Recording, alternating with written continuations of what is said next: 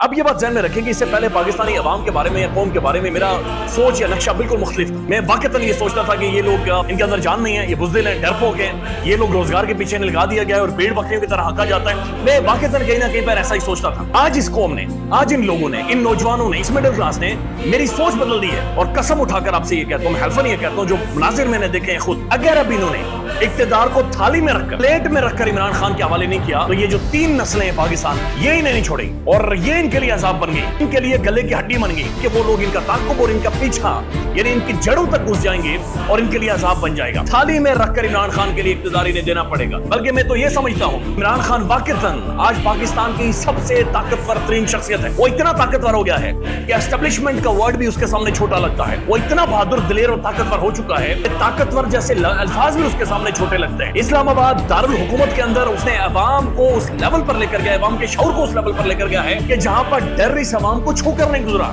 بالکل چھو کر نہیں گزرا.